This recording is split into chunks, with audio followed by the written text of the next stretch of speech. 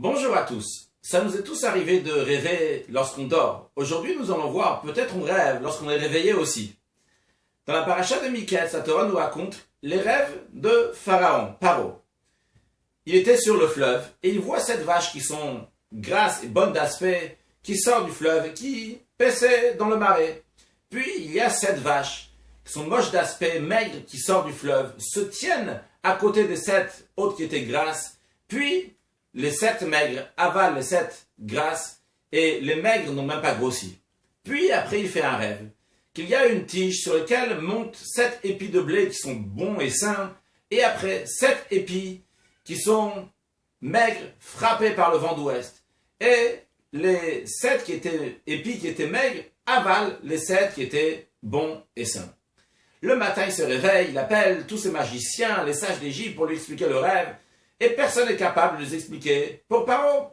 Et là, un des ministres se rappelle qu'en prison, il y a Yosef qui sait expliquer les rêves.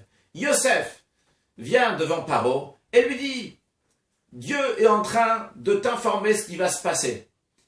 Il va y avoir 7 années d'abondance, ce qui représente donc les 7 vaches qui sont grasses, les 7 épis qui sont bons et sains. Puis après, il va y avoir 7 années de famine qui représentent les 7 vaches qui sont maigres et les 7 épis qui sont maigres. Et tellement la famine sera forte qu'on ne va même pas voir qu'il y avait de l'abondance. C'est pour ça que les vaches maigres qui ont avalé les vaches qui étaient grasses n'ont pas grossi. Alors maintenant, Paro, ce que tu dois faire, c'est mettre quelqu'un qui va s'occuper de rassembler le manger qu'il y a pendant les années d'abondance pour pouvoir avoir à manger dans les années de famine. Et Paro est tellement émerveillé par l'explication de Yosef qui dit « Tu vas être le vice-roi et c'est toi qui vas t'occuper de tout cela. » Il faut comprendre, imaginez-vous que Paro vient vous demander à vous quelle est l'explication de son rêve. Bon, c'est vrai que vous êtes très intelligent, mais imaginez quelqu'un d'ordinaire. Lui aussi va trouver la solution. Il y a ici des vaches qui sont bonnes et grasses, qui sont en train de manger. Il y a une bonne nourriture. Les vaches qui sont maigres, c'est-à-dire que la nourriture n'est pas bonne. Il n'y a pas assez de nourriture. À plus forte raison lorsqu'il s'agit des épis qui sont bons et sains, ou bien des épis qui sont maigres et frappés par le vent d'ouest. En plus, si on voit, par le vent d'est, en plus, si on voit, il y a 7 vaches, 7 épis, ça représente 7 récoltes, donc ça veut dire 7 ans. Pourquoi tous les magiciens et les sages d'Égypte n'ont pas pu trouver la solution? Uniquement Yosef a pu trouver la solution et en plus Pharaon est très impressionné. Deuxièmement, il faut comprendre, Yosef c'est un esclave, il vient à peine de sortir de prison, il donne des conseils maintenant, Pharaon, il faut nommer quelqu'un qui va s'occuper. Mais de quoi tu te mêles? T'as expliqué le rêve, va-t'en. Non, tu donnes des conseils aussi. Merci pour l'explication, c'est tout. L'explication est la suivante. C'est vrai, c'était facile de trouver la solution que ces 7 années d'abondance et 7 années de famine. Mais il y avait un petit problème ici que personne n'avait réussi à résoudre. C'était comment on peut mettre les 7 vaches grasses à côté des 7 vaches qui sont maigres. Les deux sont là tout le temps ensemble. C'est-à-dire il y en a 14 ici. Les 7 années d'abondance et les 7 années de famine sont en même temps. Comment on peut les mettre en même temps? Ils ne sont pas ensemble. L'année d'abondance, elle était avant, les années de famine sont après. Et justement, ici vient l'intelligence de Yosef. Yosef, il a dit, Dieu est en train de te dire, ça fait partie, ce que Yosef dit, ça fait partie du rêve, ça fait partie de l'explication du rêve. Dieu est en train de te dire, pendant les années d'abondance, il y a déjà les années de famine. Comment? Parce que il y a quelqu'un qui va être nommé, qui va s'occuper de garder du manger pour les années de famine.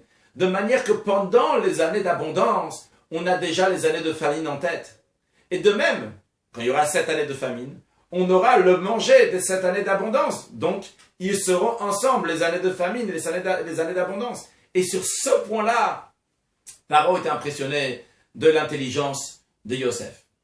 Alors, le rêve de Pharaon, l'interprétation de Yosef, c'est ça qui a amené l'exil, puisque les Juifs sont descendus en Égypte parce qu'il y avait Yosef qui était là-bas vice-roi et qui avait à manger alors qu'en Israël, il y avait la famine. Alors si c'est la cause de l'exil, c'est les rêves, c'est que l'effet, donc l'exil qui en découle des rêves, est aussi lié avec le rêve. Et en effet, le roi David dit, Shira Ma'alot, lorsque Dieu va nous ramener à Tzion, à Jérusalem, on va dire Haïnu Kecholmim, on était des rêveurs. Quand on était en exil, on était comme des rêveurs. Pourquoi on est comme des rêveurs lorsqu'on se trouve aujourd'hui en exil? Eh bien, dans un rêve, il y a des choses qui sont contradictoires. Le passé, le présent, le futur, tout se mélange. Des endroits aussi qui sont impossibles de mettre ensemble se retrouvent ensemble dans un rêve. Et des choses qui sont impossibles peuvent se passer dans un rêve. Eh bien, nous aussi, lorsqu'on est en exil, un juif se lève le matin, il prie, et lorsqu'il étudie la Torah, il y a une ferveur, un amour de Dieu.